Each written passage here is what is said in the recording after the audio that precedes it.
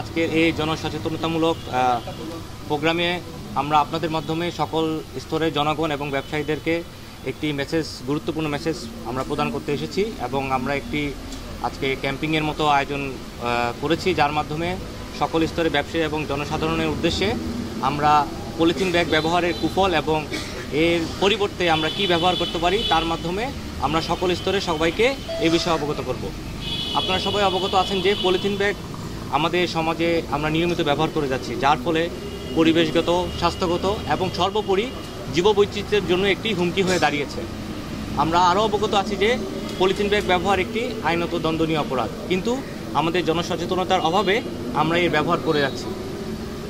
আমাদের মাননীয় মহাপরিচালক র্যাব এবং আমাদের অধিনায়ক র্যাব 15-এর কঠোর দিক নির্দেশনায় আমরা আজকে ব্যবসায়ীদের এবং জনসাধারণকে পলিথিন ব্যাগের কুফল ব্যবহারের কুফল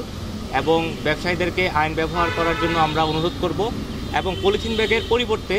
পাটের ব্যাগ অথবা কাগজের ব্যাগ ব্যবহার করার জন্য আমরা তাদেরকে উদ্বুদ্ধ করব এবং সামনের মাসে আমরা